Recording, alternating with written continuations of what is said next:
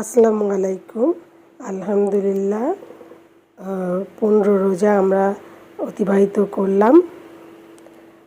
আপনাদের সাথে শেয়ার করছি আমি ইফতারে এবং সেহরিতে কী রান্না করলাম। আজ আমি ইফতারে নুডলস রান্না করছি। এখানে আমি মুরগির গোশত, রসুন এবং শুকনো মরিচ কুচি দিয়ে ভেজে নিয়েছি। সাথে দিয়েছি ডিম ভাজা, দিয়েছি ক্যাপসিকাম, টমেটো। আর মশলা বলতে নুডলসের প্যাকেটের সাথে মশলা ছিল, আর ছিল এমনি জিরা ধনিয়া বা মাংসের যে মশলা দিই সেই মশলাটা আমি একটু ইউজ করেছি। আমি আজকে ব্যবহার করেছি সজীব নুডলস।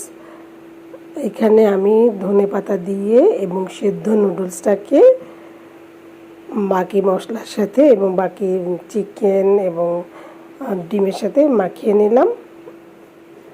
তৈরি হয়ে গেল আমার নুডলস। আলহামদুলিল্লাহ খেতে মজা হয়েছে। এখানে আমি করছি বুট ভুনা। বুট ভুনাতে আজকে আমি দিয়েছি ফুলকপি সেদ্ধ, আলু সেদ্ধ এবং টমেটো। সবসময় আমি দেই না, কিন্তু মাঝে মাঝে দেই। খেতে আলহামদুলিল্লাহ ভালোই লাগে। রান্না হয়ে যাওয়ার পরে ধনেপাতা দিয়ে আমি বুট ভুনাটা নামিয়ে নিয়েছি। আজকে বুট ভুনাটা অনেক মজা হয়েছিল, দেখেও ভালো লাগছে আমার। আপনারা কে কে বুট ভুনাতে এরকম আলু বা ফুলকপি দেন জানাবেন। আর এই যে আজকে আমি সজনা নিয়ে এসেছিলাম, আপনাদের সাথে শেয়ার করেছি। খুব ফ্রেশ ছিল সজনাটা আমি সুন্দর করে ধুয়ে তারপরে ছিলে নিয়ে কেটে নিয়েছি রান্না করব বলে। আজকে আমি সজনাটা রান্না করছি ডিম দিয়ে।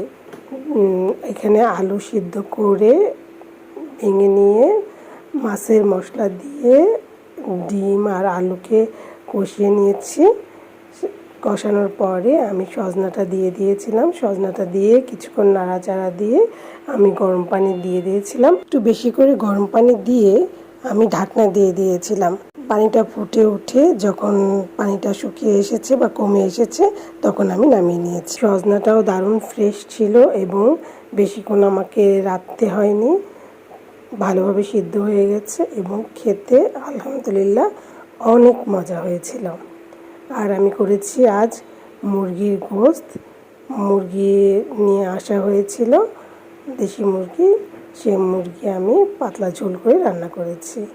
এই যে আমি রাতের খাবার খেতে বসেছি।